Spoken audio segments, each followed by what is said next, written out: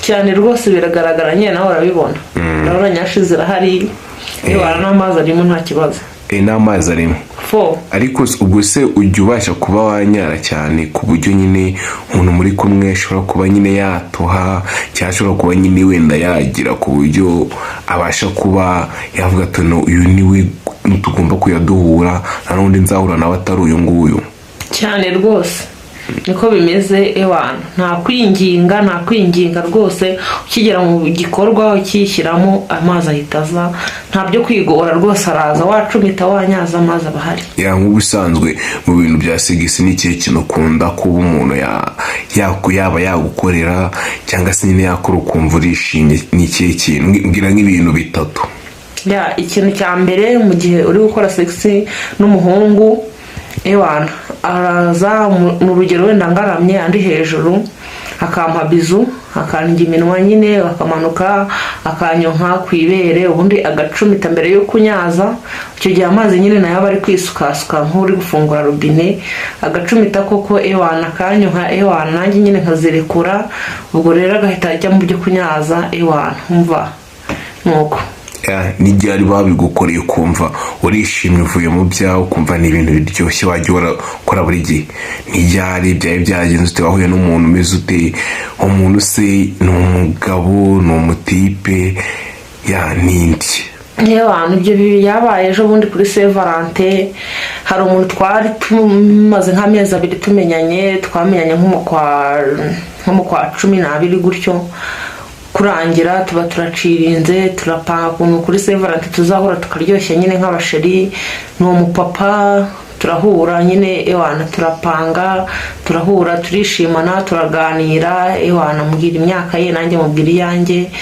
dupanga gukora sexy turabyemerana nyine turisanzura nk'abantu bakuru nta mwana wari hagati yanjye nawe ewana turarya turanywa turangije tujya mu gikorwa ewana yarancumise apana ibintu byo kunyaza nyine kuko arambura ati ibintu byo kunyaza simbikunda ariko n'ubundi zaraje ahita avuga ati ewana uraryoshye pe arakomeza aracumita ewana nawe araryoherwa birangira none ibyo kunyaza abikoze n'icyo gihe bivuze ngo uyu muntu akozeho zo zirizana turwa ngo yagombye kukunyaza cyagombye nyine kuba yabishakisha cyane rwose urumva ko nyine ubwo none se urahura n'umuntu akakubwira ko ari we muntu uryoshye ahuye nawe kuba yatangira kubikora yaba umugabo cyangwa umusore cyane abantu bose twahuye nuko bambwira yaba n'uwansugiye rwose yaraje pe atavuga ati sinzi ukuntu uteye nyine biramucanga ese nima nk'akabazo k'amatsiko bagusugiye ufite nk'imyaka ingahe?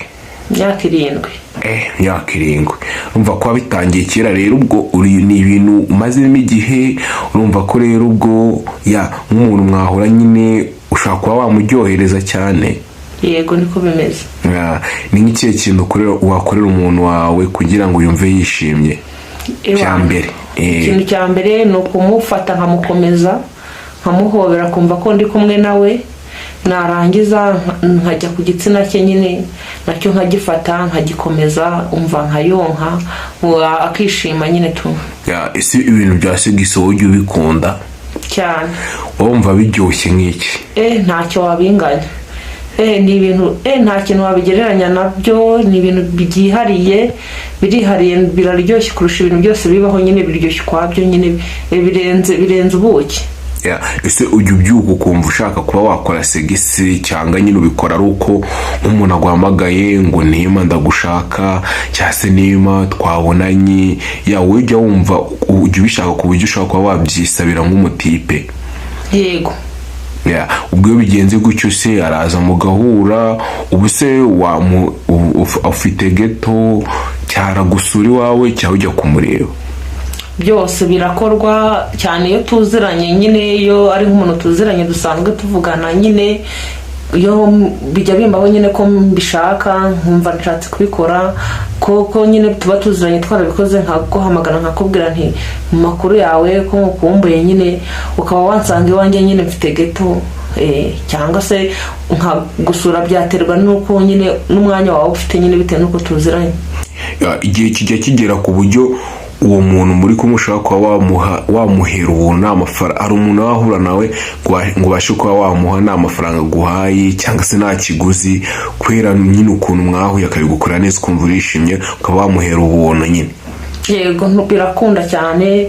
Hari ukuntu nyine ntabwo nyine umwereka ko umwishyuje, ariko hari ukuntu umuntu agusanga iwawe agasanga watetse, agasanga nyine wamuteguriye, washashe neza, wamutekeye, wanakarya ukajya ukikoza ku kabotike ukazana ko kunywa nyine mukanywa nyine, nawe arigaya. Ntabwo umuntu w'umugabo yapfa gusohoka gutyo atavuze ati reka musigire, akusigaruranywa nyine akigurisa akakurekurira nyine akaguha, ariko utagombye kumwishyuza. ese ko buriya abantu b'abagabo bakunda kuba bacumita, uriya mwe gucumita wumva bikuryoheye cyangwa ntabwo ubikunda? Ndabikunda cyane, ariko ntabwo byaruta kunyaza. Iyo umuntu akunyaje nubwo wumva ari byiza biryoshye cyane, nabwo nyine wumva ko yarakunyaza neza neza neza, handi nyine wumva kurangije, kuko nyine inka n'ingeri ziba zihari, iyo ujombyemo nyine zihita ziza. Ugiye utanyaje nyine bwo wabumbihirije, ariko nyine nakwihangana nta kibazo, ariko nyine ibyiza nyine wanyaza, wanyaza ibyo nkunda. ubu ngubu ntabwo urangiza, ubu ntabwo ushobora kuba azi ngo ari kunyaza kumva uri kunyara izisanzwe sikongera numva bavuga. Reka ibyo ni ukubeshya, ntabwo izisanzwe zibaho. Inkari aba ari inkari ziba ari natirere. Ubwo se wowe ushatse kunyara wabikora bigakunda? Ntabwo wabimbaza. barabeshya, nta nkari zisanzwe zibaho. Zisanzwe ubarangiza kubikora ukajya kuzinyara, cyangwa se ukazinyara mbere. Ntabwo mu gikorwa nta zisanzwe zibaho, abantu bazi ko izisanzwe zibaho, rwose ni ukubeshya. Ntabwo ndabikora ngewe wenda, ariko nyine njya numva ngo nk'uyu mukobwa nyine hari ukuntu ajya hejuru y'umuhungu ngo akaba yamunyongera yangera. ubwo ibyo bintu simbizi wese ubwo waba ubiziho, hari umuntu urabikorera ngo umve ukuntu, ubone ukuntu yitwaye, ubone ukuntu yishimye, ubone ko bimushimishije? Yego cyane, birashoboka. Hari ukuntu nyine baba mu gikorwa wowe n'umugabo wawe nyine, cyangwa se n'uwo muri kubikorana, ubundi ukagana wowe mukobwa, umugabo akakujya hejuru, umugabo nyine ukabona yarushye, ukavuga ati sheri wanjye reka nkuruhure, ubundi sheri wawe nyine nawe akagarama, wowe mukobwa ukamujya hejuru, ubundi ugashinga amavi gutya, yego, umugabo akaba ari hasi, ukajya ugenda umanuriramo gutya.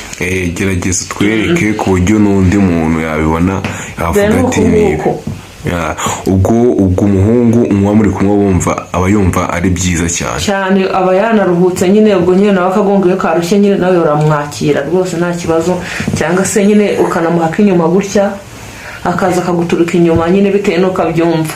Kuvuga ngo bagiye bakora ak'inyuma, se ak'inyuma kabura akajya kabaryohera, buriya ubu nyine ak'inyuma we kajya wumva ari byiza cyane, nyine we ntabwo ugakunda, ahubwo gakunda wenda nk'umuntu w'igitsina gabo. Ngewe nta positeri ntakunda, zose ndazikunda. Positeri zibaho, ak'inyuma nako ni keza kararyoha. Umugabo ari gushinga neza igatambika ukayumva neza ko iri kujyamo nyine, iyo yabyemeye nyine mukabikora. Bivuze ngo uri mukunda bintu cyane. None se ubwo kugira ngo umuntu wenda kubone bisaba iki? Bisaba guhuza, ni ikihe kintu nyine bisaba kugira ngo uhure n'umuntu? Kugira ngo nyine mpure n'umuntu, araza nyine ashakisha nomero zanjye.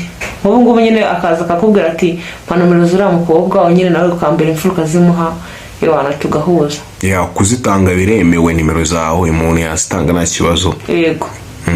Ese buriya nk'umuntu aramutse akubwiye gutyo mugahuza, akaba mwahura, akaba yabikora, ukabona agiye ugasanga nyine nta kintu azi akakubihereza, icyo gihe wabyakira ute? Ubigenza ute?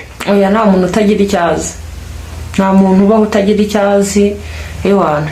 Kiretse ibiremba nibyo najyaga numva bavuga, ariko nabyo ndakeka bitakibaho. Ariko wenda niyo wasanga nta kintu azi, wenda ushobora kumufasha, cyangwa hari uburyo wamufashamo nyine akaba yabishaka wowe. N'ubundi umuntu wese twahura wese nyine biba byabaye aba yabishatse, gahunda aba ari yayindi ni ukubikora.